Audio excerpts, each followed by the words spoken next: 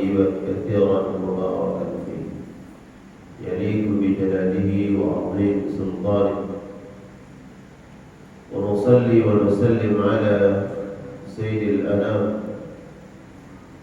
سيد الأنبياء والمرسلين نبينا ورسولنا وشفيعنا مولانا محمد وعلى آله وأصحابه ومن سار على نهجه واستنى بسنته إلى يوم الدين. قالوا سبحانك لا علم لنا إلا ما علمتنا إنك أنت العليم الحكيم. اللهم علمنا ما ينفعنا وانفعنا بما علمتنا وزدنا علما وزدنا علما وزدنا علما وأصلح لنا شؤوننا كلها ولا تكلنا إلى أنفسنا طرفة عين. اللهم إنا نعوذ بك من علم لا ينفع ومن قلب لا يخشع ومن دعاء لا يستجاب له. اللهم آمين يا الله يا رب العالمين. Alhamdulillah wa syukurillah. Apa kabar jemaah semuanya? Alhamdulillah. Alhamdulillah. Yang sehat semoga Allah senantiasa menjaga kesehatannya. Amin. Amin. Dimurahkan rezekinya. Amin. Diberkahi usia dan umurnya. Amin. Ada keluarga yang sakit, aminkan semoga Allah sembuhkan. Amin. Ada tetangga yang sakit, kurang sehat, semoga Allah sembuhkan kembali. Amin. Ada anak-anak kita yang sedang menempuh pendidikan, semoga Allah mudahkan dalam mendapatkan ilmu. Aminkan. Dimanapun mereka berada, Allah jaga akhlaknya, Allah jaga agamanya, Allah lindungi kesehatannya. Kita bersyukur kepada Allah Subhanahu wa taala atas hidayah taufik min Allah Subhanahu wa taala. Allah hadirkan, Allah hantarkan kita di majelis yang Allah muliakan. Insyaallah siapapun yang hadir di majelis ini satu persatu wajahnya ditatap oleh Allah Subhanahu wa taala dengan tatapan rahmat kasih sayang Allah. Amin. Dan nama-nama kita insyaallah disebut satu persatu di hadapan malaikat-malaikat Allah Subhanahu wa taala. Salawat dan salam tercurah limpahkan kepada Nabi yang mulia sallallahu alaihi wasallam. Dulu beliau telah berjuang menegakkan agama yang mulia ini dan telah mengajarkan akan keteguhan, kesabaran, ketawakalan kepada Allah atas para sahabat-sahabat Rasulullah sallallahu alaihi wasallam. Dan tentunya ketika kita berselawat kepada Nabi sallallahu alaihi wasallam, selain mendapatkan keutamaan selawat, kita juga kemudian mengambil ibrah, mengambil pelajaran dari perjuangan Nabi kita yang mulia sallallahu alaihi wasallam, perjuangan para sahabat sehingga tegaknya agama yang mulia ini. Maka barang siapa yang berjalan di atas jalan yang ditempuh oleh para nabi dan para rasul dan orang-orang siddiqin, syuhada, wassalihin, maka insyaallah Allah gabungkan kita semua bersama mereka nanti di akhirat. Amin ya Allah ya Rabbal alamin. Baik teman sekalian, Allah muliakan, kita lanjutkan kajian pada kitab Riyadhus Shalihin dari Imam An-Nawawi rahimahullah alaihi. Pada pagi hari ini kita akan membahas tentang babu fadlus salawat, bab tentang keutamaan as-salawat, salat 5 waktu. Mungkin keutamaan tentang salat ini sering kita dengar dan berulang kali mungkin dibahas, dikaji, disampaikan oleh guru-guru kita, para asatidz, baik dalam mimbar-mimbar Jumat, ya tablik akbar, kajian-kajian khusus, ya, kajian-kajian tematik. Namun tetap tentunya kita membutuhkan penjelasan tentang keutamaan salat 5 waktu, terutama di kitab Riyadhus Shalihin ini karangan Imam An-Nawawi rahimahullah alaihi. Kita bahas dari bab pertama terus berikutnya, dan pada pertemuan kali ini kita bahas tentang keutamaan salat 5 waktu. Jemaah sekalian Allah muliakan, di dalam surat Thaha, di dalam surat Thaha pada ayat yang ke-14, Allah Subhanahu wa taala memerintahkan hambanya untuk mengibadahi Allah semata. Mengibadahi Allah, menyembah Allah, mengabdi kepada Allah hanya kepada Dia semata. Kemudian setelah Allah perintahkan untuk beribadah hanya kepada Allah, secara khusus Allah menyebut kata salat. Padahal salat ini adalah bentuk peribadatan yang paling sempurna. Bentuk pengabdian, ketundukan, kepatuhan yang totalitas ini terlihat dalam salat. Nah, para ulama menyebutkan di dalam surat Thaha ayat ke-14 ini Allah perintahkan untuk beribadah kepada Allah, kemudian secara khusus menyebutkan ibadah salat karena keutamaan, keistimewaan dan urgensi salat itu dalam Islam, dalam agama. Dan ada hadis yang sering kita dengar, bahkan hadis ini sudah biasa dihafal oleh anak-anak kita yang baru masuk SD, ya. Kalau di sekolah hanya ada pendidikan agama, nah itu hadis-hadis ini biasanya diperintahkan ya, untuk menghafal tentang perintah sholat. As-salatu ibaduddin, yang artinya sholat itu tiang agama. Jadi agama ini laksana sebuah bangunan. Bangunan tanpa tiang, maka bangunan itu akan roboh. Nah, tiang dalam sebuah bangunan sangat penting. Begitu juga salat dalam agama ini memiliki kedudukan, keistimewaan yang sangat penting dan besar. Kemudian di dalam surat Al-Ankabut ayat 45 Allah Subhanahu wa taala berfirman, a'udzu billahi minasyaitonir rajim, innas salata tanha 'anil fahsya'i wal munkar. Innas salata, sesungguhnya ibadah salat yang kita lakukan setiap hari 5 waktu, tanha 'anil fahsya'i wal munkar.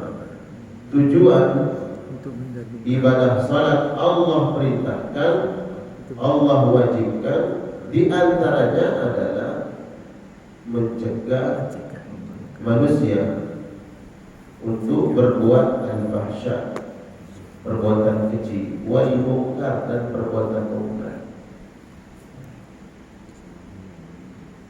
Apa yang dimaksud dengan al-fahsya dan apa yang dimaksud dengan munkar, para ulama menjelaskan.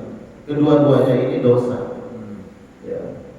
Dosa dilarang oleh Allah Subhanahu wa taala. Hanya saja fahsya adalah dosa, kemaksiatan yang didorong oleh hawa nafsu syahwat. Dosa yang didorong oleh hawa nafsu syahwat. Seperti apa? Zina. Zina dosa. Mencuri dosa. Kedua-duanya dosa. Tapi dosa zina, Allah katakan ini adalah dosa yang disebut dengan fahsya. Sedangkan mencuri dosa. Ya. Menzalimi orang dosa. Hanya saja dosa yang mencuri, menzalimi disebutkan oleh Allah Subhanahu wa taala merupakan dosa karena kemungkaran. Nah, kedua bentuk dosa ini bentengnya adalah as-salat. Salat.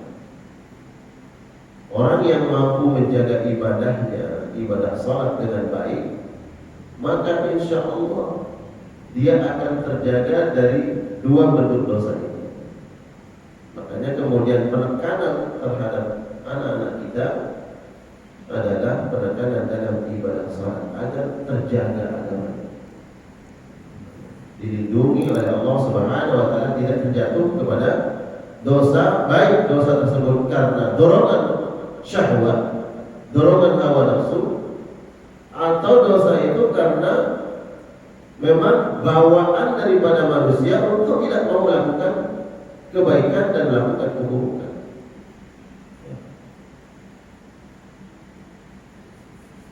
Inna salata tanha 'anil fahsya'i wal munkar. Namun penting kemudian kita memperhatikan bagaimana salat yang menghantarkan seseorang dihindari oleh Allah dari perbuatan keji dan kemungkaran. Salat yang seperti apa?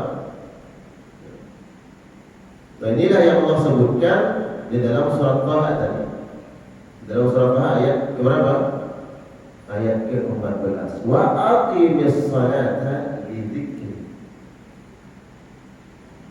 Allah Subhanahu wa taala berfirman, innani anallah, saya ini adalah Allah.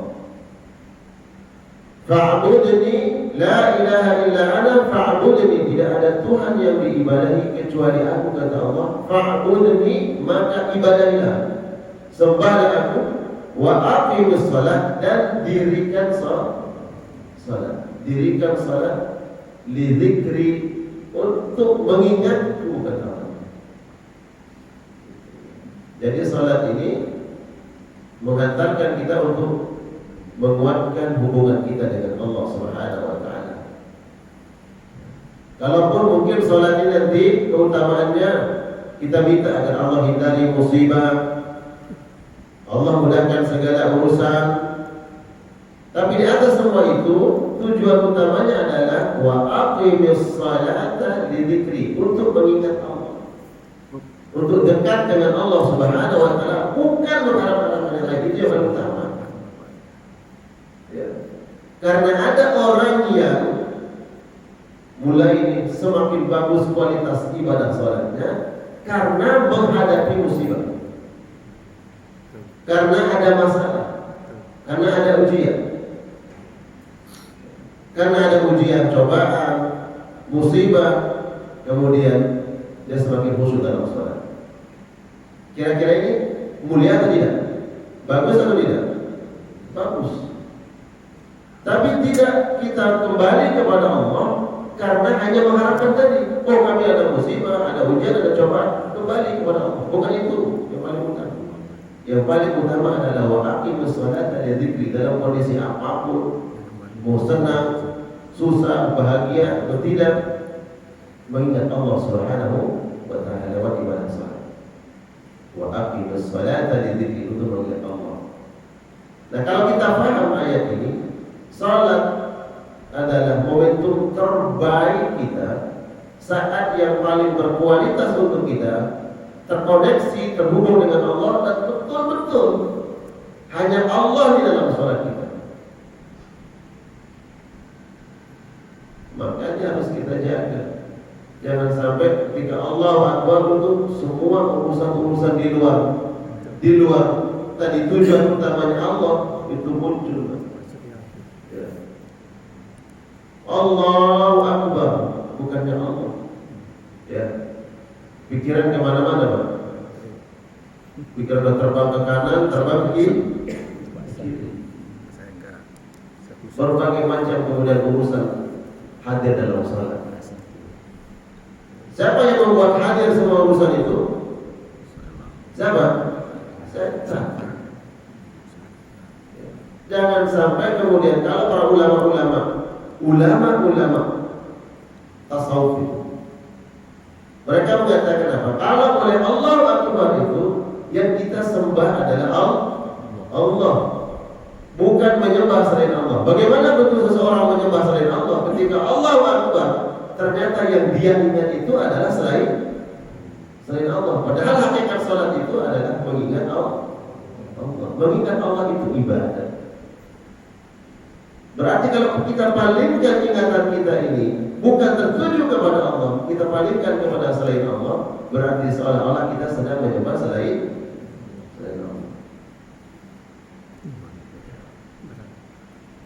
mungkin gerakan tangan takbir, ya, tubuh rukuk, tubuh sujud, tapi tidak tahu hati kita nih, hati kita terbang kemana-mana. Na'udzubillah. Nah, ini kemudian kita memperbaiki, kita tingkatkan kualitas ibadah salat. Ibadah salat yang memerintahkan wa aqimis salata li dzikri. Dirikanlah salat itu untuk engkau mengingat aku. Semata-mata ingat Allah. Kalau mulai ini remes kehusuan kita ini, remes nih, mengingat hal-hal yang lain, kembali ingat Allah, kuatkan. Kenapa kita diperintahkan oleh Allah Subhanahu wa taala di dalam ayat ini terkait tentang salat? Untuk mengingat Allah Subhanahu wa taala. Karena kalau kita mampu menjaga ibadah salat ini dengan baik, kita fokus hanya kepada Allah Subhanahu wa taala. Nah, kualitas salat yang baik ini akan berpengaruh kepada di luar salat.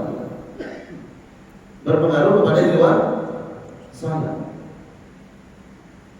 Nah, kalau dalam salat saja nih kita masih terganggu dengan perkara-perkara di luar salat, apalagi di luar salat. Nah, salat inilah yang diminta oleh Allah Subhanahu wa taala, yang kemudian nanti menghantarkan seseorang terhindar dari al-fahsya'i wal munkar, terhindar dari perbuatan keji dan kemungkaran. Apakah ustaz salatnya paling khusyuk? Belum tentu. Nah, ini kita saling menasihati. Yang berbicara, yang duduk di depan ini bukan berarti paling khusyuk di antara jamaah, walaupun berharapnya insyaallah amin. Ya. Karena satu hal yang membuat kita khusyuk dalam ibadah salat itu ketika kita memiliki ilmu. Yarfa'illahu alladziina aamanu minkum walladziina utul 'ilma darajat. Innama yakhshallaha min 'ibadihi al-ulama. Ilmu. Ya. Sekali lagi yang bicara ini bukan berarti dia yang paling khusyuk. Namun kita minta kepada Allah Subhanahu wa taala, Allah jadikan kita hamba yang betul ketika salat itu yang menghadirkan Allah Subhanahu wa taala, sehingga kualitas ibadah salat itu benar-benar berkualitas di hadapan Allah Subhanahu wa taala. Nah, kemudian diumpamakan oleh Nabi sallallahu alaihi wasallam, ibadah salat yang kita lakukan ini diumpamakan oleh Nabi di dalam sebuah hadis yang diriwayatkan oleh sahabat Abu Hurairah radhiyallahu taala anhu, qala sami'tu Rasulullah sallallahu alaihi wasallam yaqul. Abu Hurairah mengatakan, saya mendengar Nabi sallallahu alaihi wasallam bersabda, ara'aitum law anna nahran bab ahadikum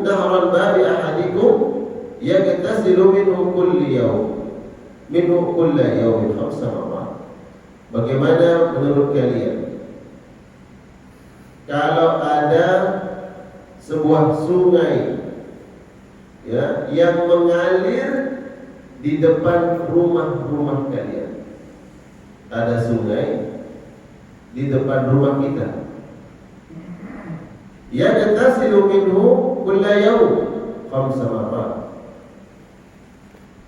Dan orang tersebut mandi setiap hari 5 kali di sungai tersebut. Hal yabqa min daranihi syai'un, apakah masih akan tersisa kotoran di tubuhnya? Ini pertanyaan Nabi SAW. Qalu la yabqa. Para sahabat mengatakan, ya Rasulullah, pastilah mereka ini bersih. Dan ini perumpamaan yang disampaikan oleh Nabi SAW, bahwa kalau seandainya di depan rumah kalian itu ada sungai yang mengalir. Sungai ini jangan bayangkan sungai Ciliwung yang sekarang, Pak. Ada yang mau mandi di sungai Ciliwung sekarang? Ya kalau 30 tahun yang lalu, 20 tahun yang lalu, mungkin masih ada yang berani. Ya, mungkin layak 30 tahun, 50 tahun, 20 tahun yang lalu pun mungkin masih sudah kotor. Saya masuk Jakarta 23 tahun yang lalu.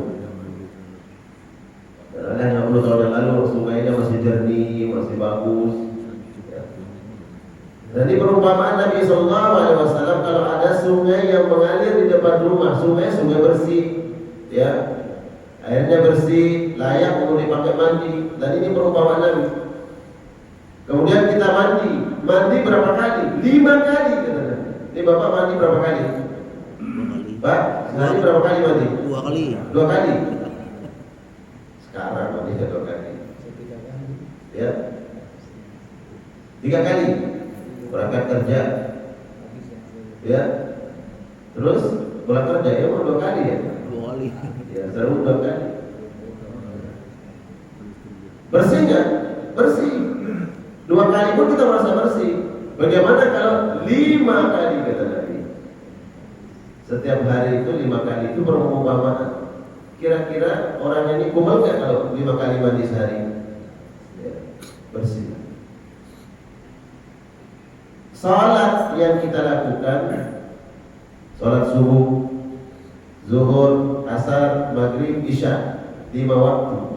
Ini kalau kita jaga dengan baik kualitas ibadah kita, maka diumpamakan oleh Nabi SAW seperti orang yang mandi 5 kali sehari. Belum lagi ibadah-ibadah sunnahnya. Ini yang disebut oleh Nabi adalah yang wajib. Karena Nabi tahulah kualitas kita ini, ya, kualitas umatnya Sallallahu Alaihi Wasallam. Kalau bukan terpaksa karena wajib, mungkin tidak kita lakukan, betul ya? Ya kualitas kita. Ya. Kalau ada sunnah, kenapa ada sunnah? Kan sunnah. Jawabannya karena kan sunnah. Kan kalau sunnah kita lakukan dapat pahala. Kalau tidak melakukan, tidak dapat dosa. Hujahnya sunnah, ya kan sunnah gak apa. Salat qiyamul lail, salat tahajud sunnah atau wajib Pak? Hah? Sunnah. Ya. Dan kalau ditanya kenapa nggak salat qiyamul lail, nggak salat tahajud? Jawabannya karena sunnah nggak wajib. Dibangunkan oleh istri, bangun qiyamul lail salat malam. Sunnah ini dalilnya sunnah. Ada kita tidak lakukan. Nabi menyebut 5 kali karena kewajiban yang Allah bebankan, Allah perintahkan kepada kita terkait salat ini 5 kali. Subuh, zuhur, asar, maghrib, isya, maklum. Karena Allah tahu dan Nabi tahu kualitas keimanan kita. Tentunya kita berharap semoga bukan hanya wajib yang mampu kita lakukan, ibadah-ibadah sunnahnya yang mengiringi sholat wajib. Di luar itu adalah sholat mutlak. Ada sholat muqayyad yang terikat dengan waktu malam, seperti tahajud. Muqayyad di waktu malam. Tidak ada sholat tahajud di siang hari. Ada sholat tahajud di siang hari Bang? Ada?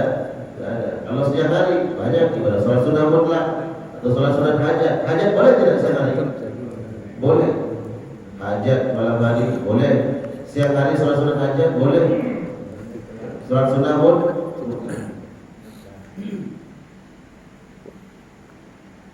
Maka para sahabat mengatakan qalu la yabqa min daranihi syai'. Ya Rasulullah, pastilah orang tersebut bersih. Enggak ada kotoran yang menempel, yang melekat di tubuhnya karena setiap hari mandi. Ya, setiap hari 5 kali. Qala, maka Nabi berkata, fadzalika mathalus shalawatil khams. Maka seperti itulah perumpamaan salat 5 waktu yang Allah perintahkan kepada kalian. Dalam perkara apa? Yamhullahu bihinnal khataya. Dengan salat itulah Allah akan membersihkan, Allah akan menghapus dosa-dosa kalian. Mandi menghilangkan kotoran. Apalagi kemudian kita ini bekerja bergelut dengan hal-hal yang kotor umpamanya. Karena ada pekerjaan yang kita pasti itu kena dengan kotoran. Ya. Nah, kalau sudah bekerja kena dengan kotoran nggak mandi Pak, kotor, nggak nyaman. nggak nyaman. Begitulah kemudian cara Allah memberikan alat pelebur dosa, salat. Nah, ulama mengatakan hadis ini hadis yang menjadi motivasi yang tingkat rendah ketika salat membersihkan dosa. Karena kalau tingkatan keimanan yang tinggi, salat ini bukan dijadikan sebagai pelebur dosa, tapi salat dia jadikan sebagai tangga untuk mengangkat derajatnya di sisi Allah Subhanahu wa taala, sebagaimana ketika Nabi SAW diminta oleh Allah datang menerima salat ini ke Sidratul Muntaha, diangkat derajatnya oleh Allah. Jadi kualitas yang paling rendah ini ketika salat kita jadikan sebagai alat pelebur dosa. Makanya ada salat sunah taubat. Salat sunah taubat. Seseorang berbuat maksiat, berbuat dosa, ternyata lewat salat Allah bersihkan dosa-dosa. Salat yang kita lakukan 5 kali sehari semalam jemaah, ternyata sebagai pelebur dosa yang Allah berikan kepada kita. Salat subuh sampai salat zuhur, coba mau hitung waktunya Pak. Subuh sekarang itu jam 4 lewat 5 menit. Kemudian zuhur jam berapa Pak? 11.40, betul nggak? 11.40. Katakanlah kalau sholat zuhurnya itu sholat subuhnya jam 4, kemudian sampai jam 12 itu berapa jam Pak? 8 jam. 8 jam ini Bapak bekerja, beraktivitas, ya. Yakin nggak terbebas dari dosa? Pasti banyak maksiat, banyak dosa yang kita lakukan.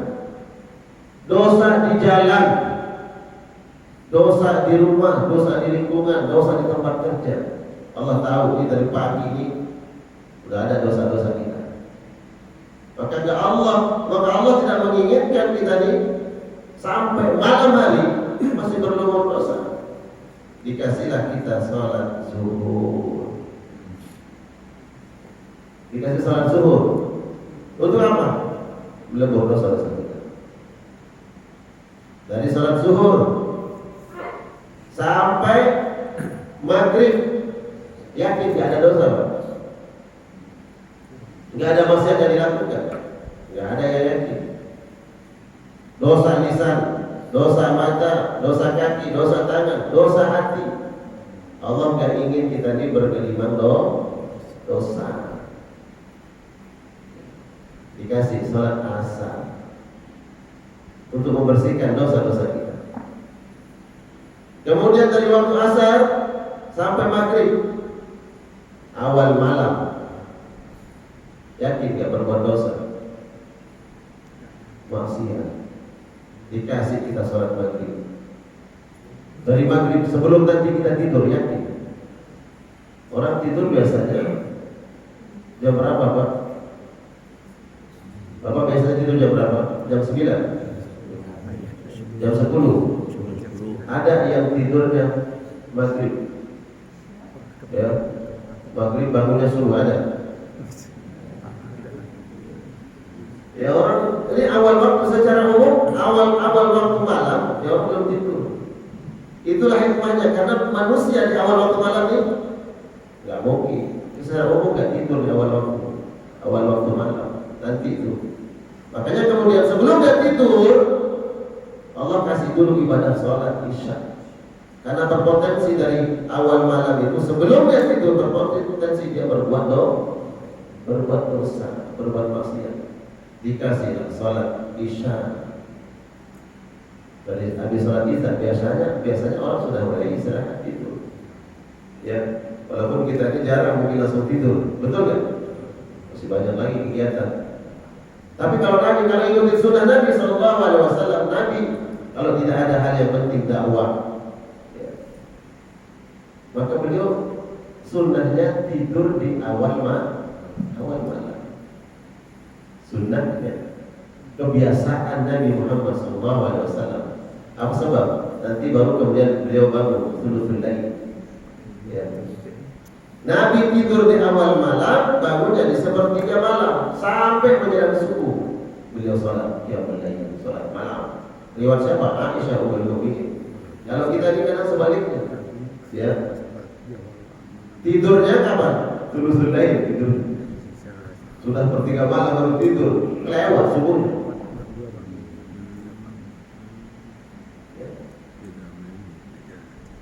Subhanallah, jadi Allah Subhanahu wa taala mewajibkan ibadah salat ini untuk apa? Sebagai media untuk menebus dosa. Karena Allah tahu kita akan berpotensi berbuat maksiat. Tapi kita yang diperintahkan oleh Allah, diberikan keutamaan salat ini untuk menebus dosa. Jangan lihat kemudian ada salat menebus dosa, kita meremehkan dosa. Ada salat ini, nggak apa-apa berbuat dosa, berbuat maksiat, nanti kan ada salat. Dosa seperti apa yang dilebur oleh Allah lewat salat? As-salatin, dosa-dosa kecil. Dosa kecil, dosa-dosa yang tidak disengaja dimaafkan oleh Allah Subhanahu wa taala lewat salat. Adapun dosa-dosa besar, ya. Kalau dosa besar yang diampuni lewat apa, Pak? At-taubah, bertaubat. Bertaubat betul-betul. Makanya kemudian tadi saya sebutkan ada sholat sunnah taubat yang benar-benar taubat, bukan taubat sambal. Apa taubat sambal, Pak? Kenapa sambal yang disebut?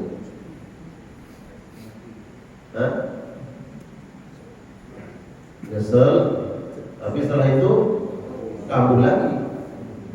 Ya. Temannya datang, ujung-ujung kita udah ayo kambuh lagi. Taubat dan nasuha, taubat yang benar-benar. Dan nasuha, jujur dengan taubat. Nah, para sahabat mengatakan, ya Rasulullah, ketika Allah perintahkan kita sholat 5 waktu seperti sungai tadi yang Allah berikan, dan kita mandi 5 kali, maka tidak tersisa sedikit pun kotoran.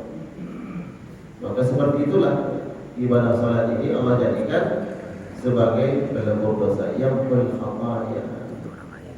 Allah bersihkan dosa-dosa kita dengan ibadah salat. Kemudian di dalam surat Hud Allah Subhanahu wa taala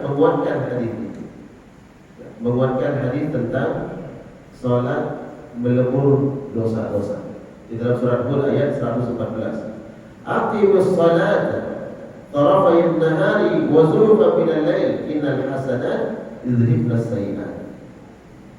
Dirikanlah salat tarafay nahar, di antara dua ujung siang, wa zulfan min al-lail, dan di permulaan malam. Innal hasanat, sesungguhnya kebaikan-kebaikan itu akan menghapus keburukan-keburukan. Nah, coba jemaah perhatikan ayat ini. Kan ada orang yang pernah mengatakan sholat yang kalian lakukan subuh, zuhur, asar, maghrib, isya itu ada dalilnya. Coba cari dalam Al-Quran.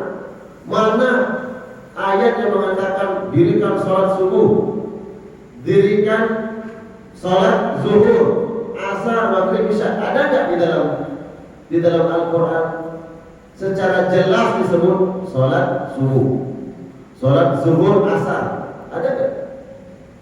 Memang nggak ada penyebutan kata zuhur di dalam salat, dalam perintah salat dalam Al-Quran. Asar juga tidak disebutkan, maghrib tidak disebutkan. Mana coba kata maghrib? Dirikan salat maghrib itu ada. Makanya kemudian ada yang mengatakan salat kalian ini nggak ada dasarnya.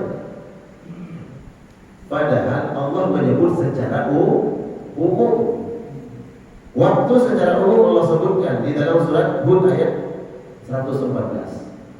Allah perintahkan aqimus salat, dirikanlah salat. Tarafay nahar, dua ujung siang. Ya, dua ujung siang. Apa yang dimaksud dengan ujung siang? Para ulama di sini berbeda pendapat. Ujung siang ada yang mengatakan adalah pertama zuhur dan asar. Ya. Zuhur dan asar itu disebut dengan ujung siang, kata para ulama tentang ayat. Kedua yang berpendapat ujung siang itu adalah waktu subuh dengan waktu zuhur. Tarafayn nahar. Pendapat yang ketiga mengatakan ketiga-tiganya. Waktu subuh, waktu zuhur, waktu asar itu disebut tarafayn nahar. Siapa yang paham tentang ini? Bukan kita. Karena Al-Quran ini adalah kalamullah menggunakan bahasa Arab. Yang paham itu adalah orang Arab. Dan mereka paham. Disebut tarafayn nahar itu orang Arab paham. Yang dimaksud itu adalah waktu subuh, zuhur, asar itu disebut tarafayn nahar. Atau adalah zuhur dan asar. Wa zulfan minal lail, dan permulaan malam.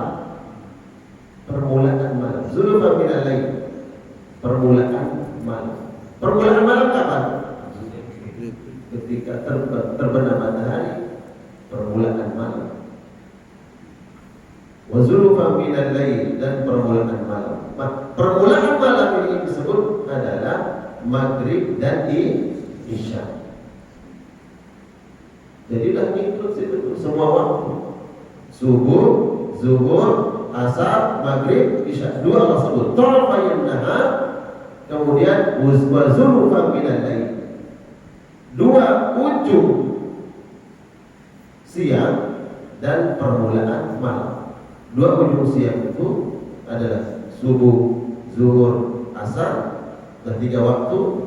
Kemudian zulfan minal lail, awal malam itu maghrib dan